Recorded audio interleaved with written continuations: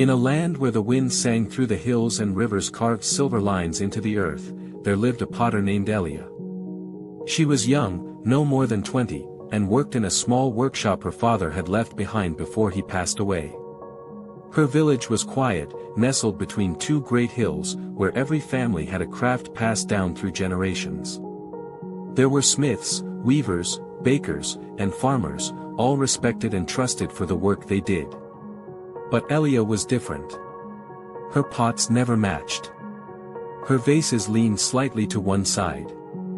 Her bowls, though colorful, always had a small chip or a strange bump. The villagers appreciated her effort but never bought her wares. Instead, they traveled to the neighboring village where a famous potter named Doro crafted flawless pieces that looked like they belonged in a palace. His bowls were perfectly round, his vases smooth and symmetrical, and every piece seemed to sing with perfection. Elia admired his work from afar, dreaming of the day her hands would shape something so precise. One morning, Elia decided she would visit Doro and ask him to teach her. She packed a small bag, wrapped a crooked little cup she had made in cloth, and began the long walk over the hill. When she arrived, Doro's workshop was grand, with shelves stacked high with polished ceramic art. People waited in line to buy from him, and even nobles from faraway cities sent requests. She waited patiently until it was her turn to speak. "Master Doro," she said, "I'm a potter from the next village. I admire your work more than anything. Will you teach me?" Doro looked at her, then at the odd cup she had unwrapped. He picked it up, turned it in his hands, and smiled faintly. "This is unusual," he said. "Your technique is unrefined, and your balance is off.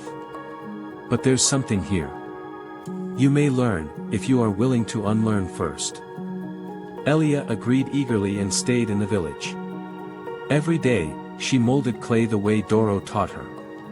She learned symmetry, balance, structure, and polish. Weeks turned into months. Her hands ached, but she never complained. Slowly, her pots began to resemble his.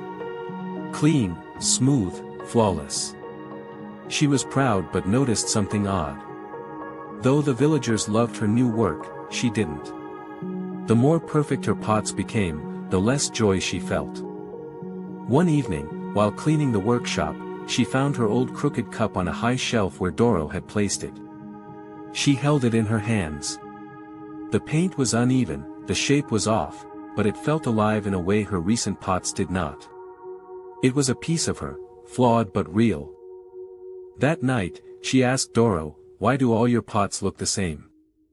Doro looked up from his wheel. "Because people like perfection. They pay for it." "But do you?" she asked. Doro was quiet for a moment. "I once did. Now, I make what is expected of me." The next morning, Elia returned to her village. She thanked Doro and left behind all the perfect pots she had made. At home, she opened her father's workshop and began again. But this time, she didn't follow rules. She shaped the clay how she felt. Her pots leaned like dancing trees. Her bowls had ridges like mountain paths. Her vases were wide at the top and narrow at the base, painted in wild colors and dotted with fingerprints. The villagers noticed. At first, they were unsure. But one by one, they began to see the charm in her work. Each piece was different. Each had a story. People smiled when they held her pots. They laughed at the curves, admired the textures, and said, "This feels real."